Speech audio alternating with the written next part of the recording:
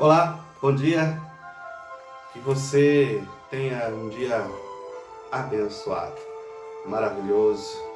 Que o nosso Deus traga dos altos céus chuvas de bênçãos sobre a sua vida.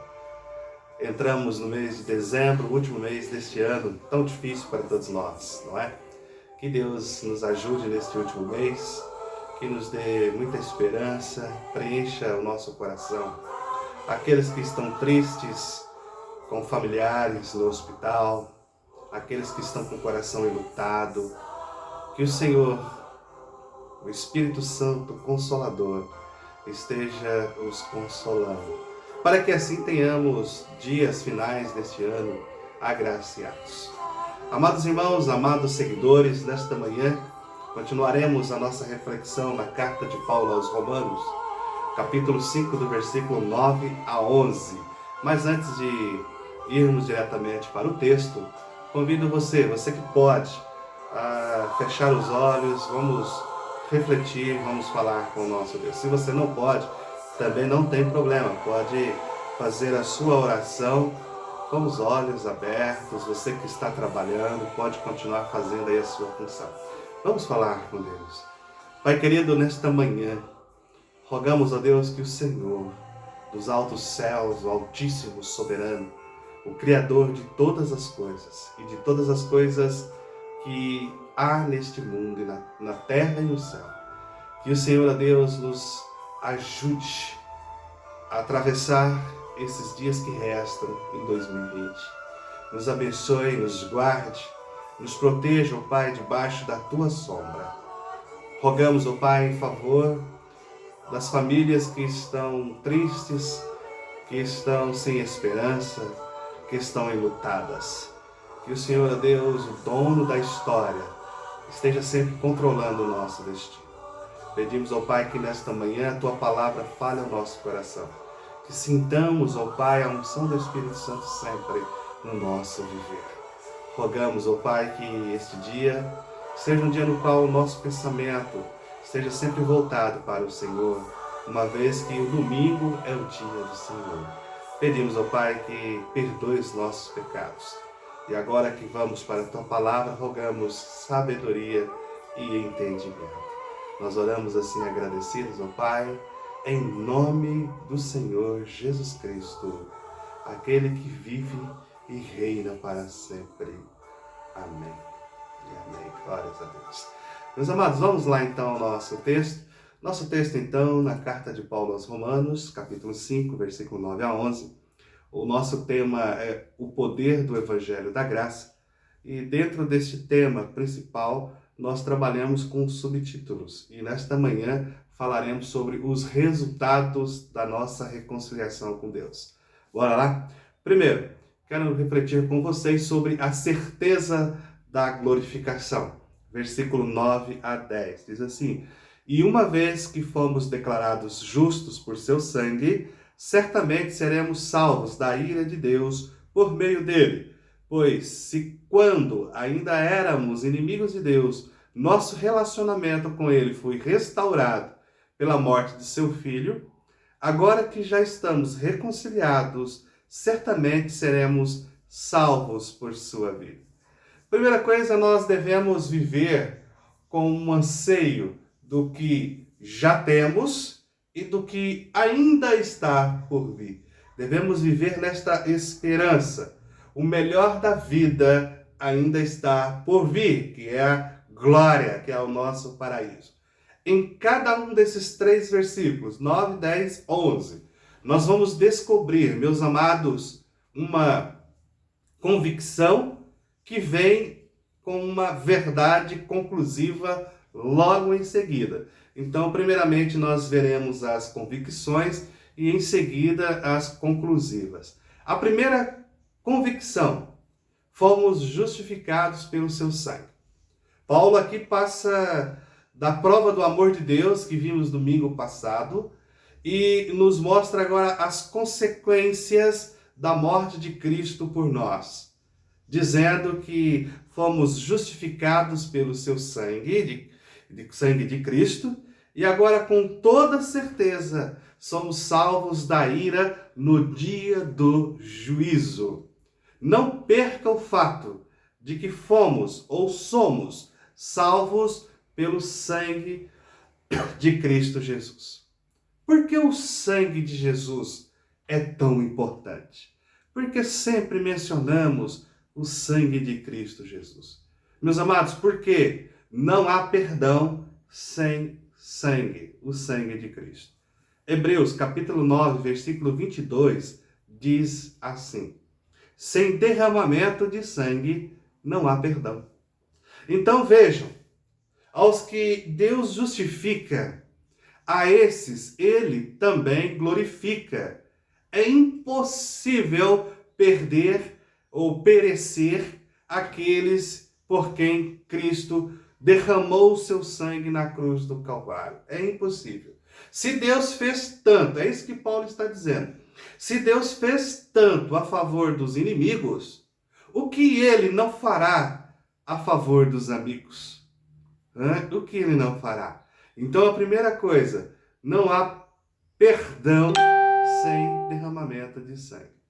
O sangue satisfaz as sagradas reivindicações de Deus. Vamos voltar um pouquinho lá no início da Bíblia. Êxodo, capítulo 12, versículo de número 13.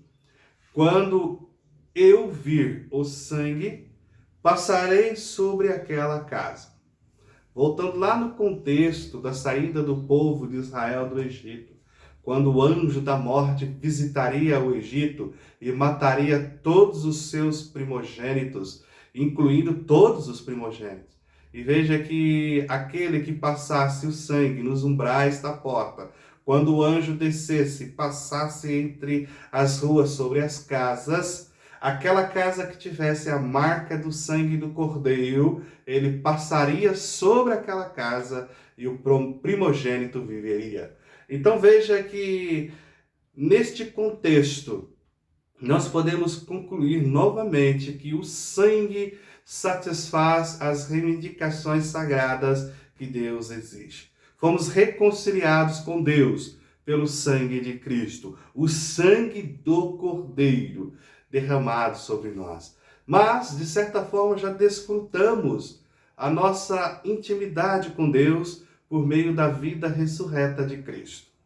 Cristo não apenas morreu por nós, mas ele vive para nós. Não apenas derramou seu sangue por nós, mas intercede continuamente por nós. E não apenas foi nosso substituto lá na cruz do Calvário, mas ele é o nosso intercessor junto ao trono da graça. Seu ministério em nosso favor não foi apenas terreno, mas também celestial. Depois, o sangue redime o cristão. Primeira carta de Pedro, capítulo 1, versículo 18 a 19, diz assim: pois vocês sabem que não foi por meio de coisas perecíveis, como prata ou ouro, que vocês foram redimidos da sua maneira vazia de viver, que lhe foi transmitida por seus antepassados, mas pelo precioso sangue de Cristo, como de um cordeiro, sem mancha e sem defeito. Então, o sangue de Cristo nos redime, nos traz paz com Deus. Depois, o sangue de Cristo também nos purifica do pecado. Primeira carta de João, capítulo 1, versículo 7. O sangue de Jesus, seu Filho, nos purifica de todo pecado. Eu disse que logo depois vem uma conclusiva. O sangue de Jesus nos justifica. Aqui está a conclusão deste ponto. Qual é a conclusão? Seremos salvos da ira de Deus.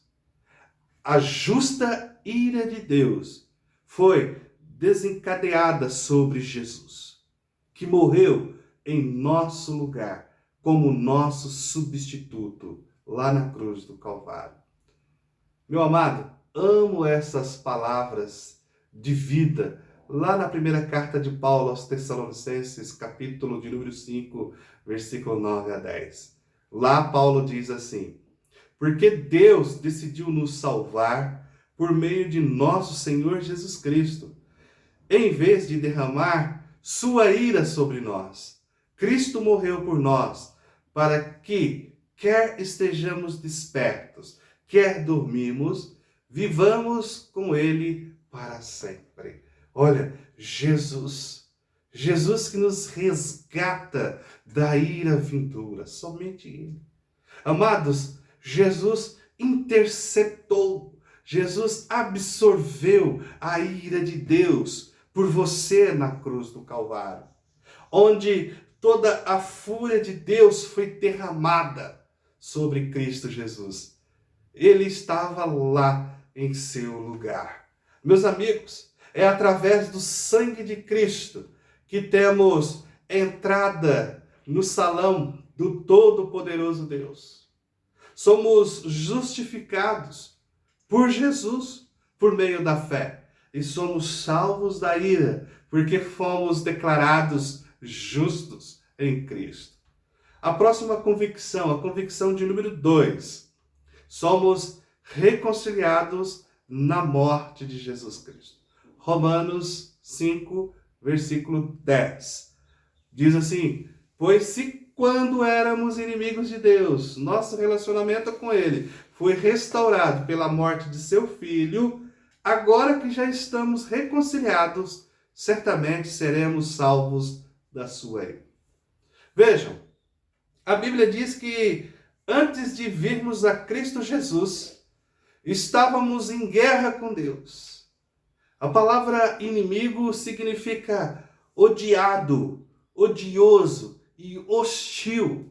Surpreendentemente, Jesus agora se refere a nós, não como inimigos, mas como amigos.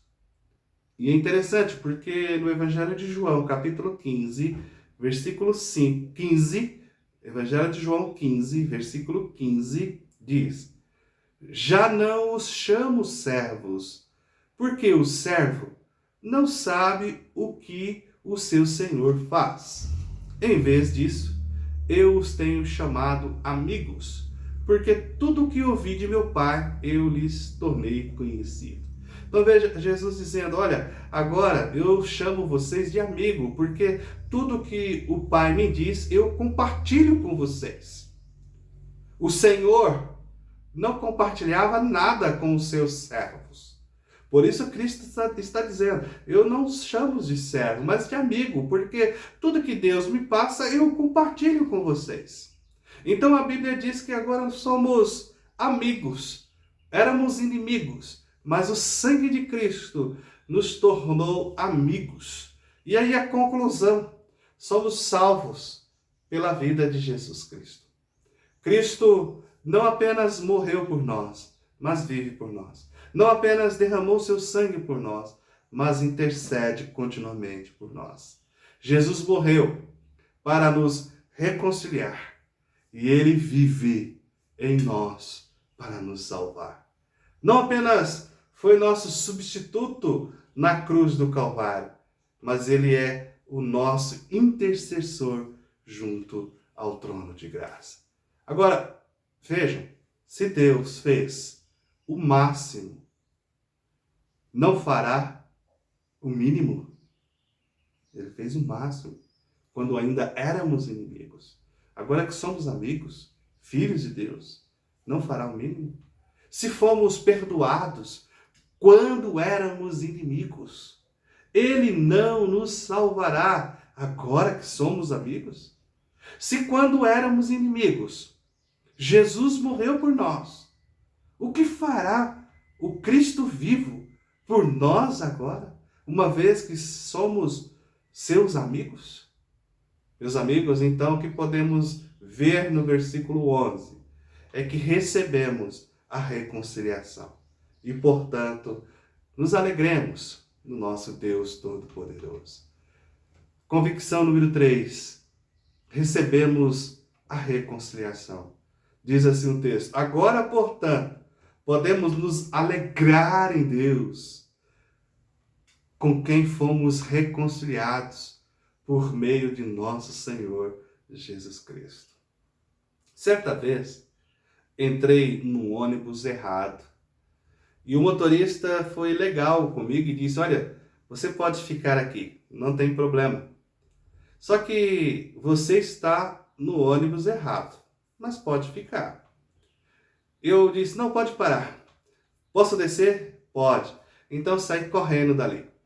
E fiquei muito feliz por ter feito isto, porque percebi que estaria indo para um lugar que eu desconhecia, um lugar totalmente contrário àquele que eu queria ir. Isso foi há muito tempo, logo quando eu cheguei aqui em São Paulo.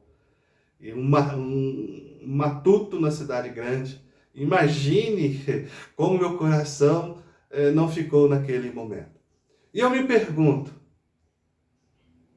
você está no ônibus certo agora? Só há um que pode levar você ao lugar certo. Jesus disse isso desta forma lá em João 5,24.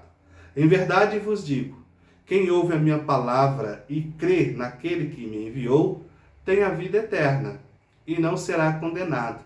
Ele passou da morte para a vida. Só há um caminho, Jesus Cristo. Você está no caminho certo? Você está percebendo que você está no caminho errado?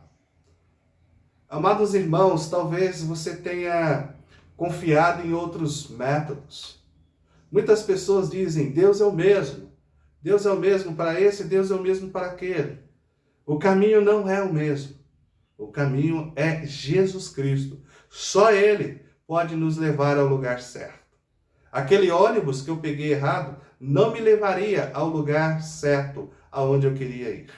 Tive que descer e pegar outros ônibus, voltar no início e pegar o ônibus certo. Jesus Cristo é o caminho certo. Somente Ele pode nos levar a Deus. Ele está dizendo aqui, nesse texto, você tem confiado em Cristo Jesus? Estou aqui para lhe dizer que se você estiver no veículo errado, você irá para o lugar errado. Qual a conclusão? A conclusão, se estamos em Cristo Jesus, nos alegramos em Deus.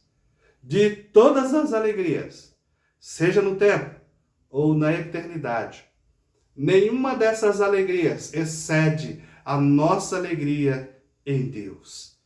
Ele é o nosso maior prazer. Ele é o nosso deleite, o deleite de nossa alma. Só nele há plenitude de alegria. Somente nele. E só em sua presença há delícias perpetuamente.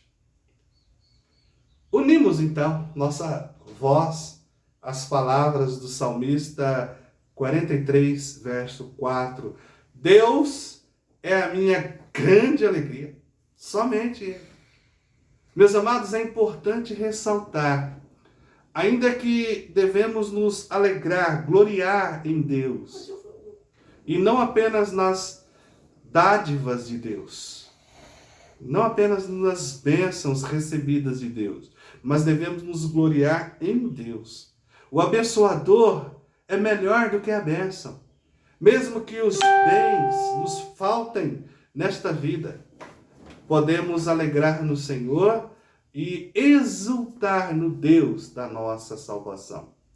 Abacuque, em um contexto de guerra, ele diz assim, lá no capítulo 3, versículo 17 e 18, ainda que a figueira não floresça e não haja frutos na videira, ainda que a colheita de azeitonas não dê em nada, e os campos fiquem vazios e improdutivos, ainda que os rebanhos morram nos campos e os currais fiquem vazios, mesmo assim me alegrarei no Senhor, exultarei no Deus da minha salvação. Ainda que tudo aqui nessa terra se acabar, me alegrarei no Deus da minha salvação. Então, meus amados, podemos nos alegrar no nosso Senhor, exultar no Deus da nossa salvação, não apenas nas bênçãos que recebemos. Hoje há uma inversão. As pessoas se alegram somente nas bênçãos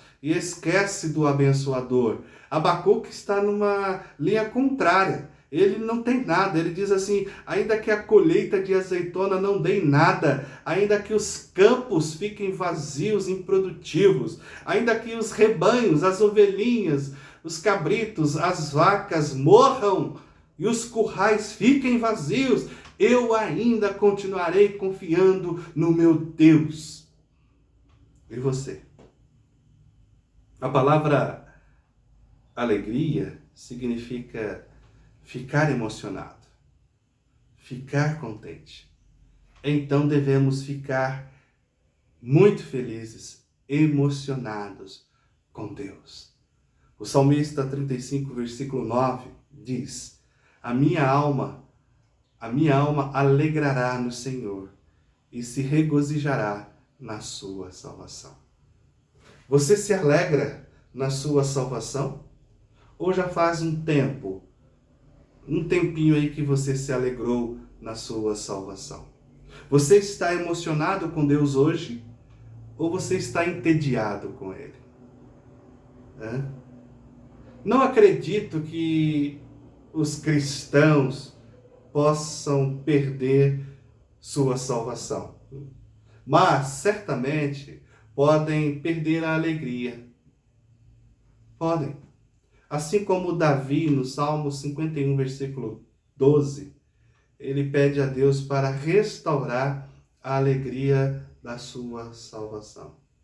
Há momentos que podemos também perder a nossa alegria, mas a salvação jamais. Por isso a nossa confiança precisa ser sempre em Cristo Jesus. Se o motivo da sua alegria está nas circunstâncias, então se a circunstância não estiver legal com você naquele dia, você ficará muito triste, porque ela é a fonte da sua alegria.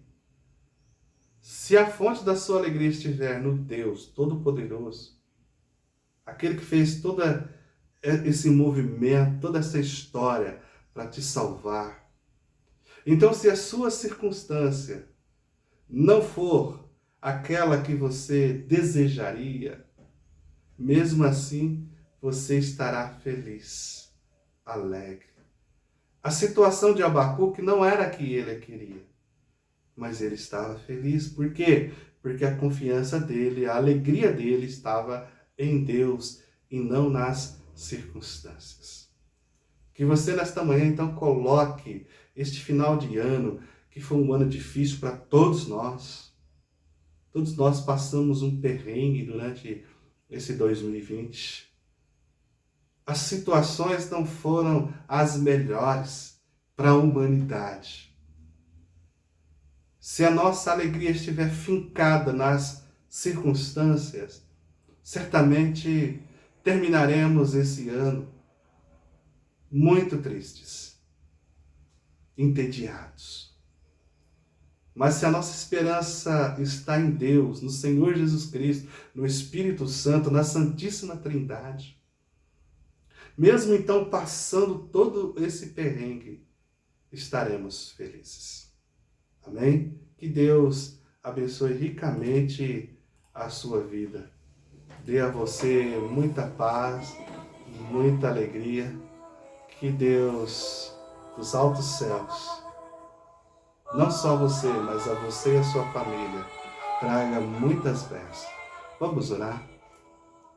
Pai querido, nós te agradecemos por mais um dia, pela conclusão, ó Pai, deste estudo aqui neste momento, e rogamos, ó Pai, que as tuas bênçãos recaiam sempre sobre nós, nos fortalecendo, ó Deus, na nossa jornada.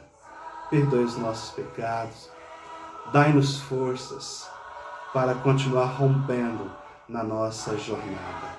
Abençoe a todos, estenda a tua graça a todos, em nome de Cristo que nós oramos. Amém. Meu amado, um bom dia. Fique com Deus e já deixo aqui o convite para as 19 horas lá no canal do Facebook. Até lá.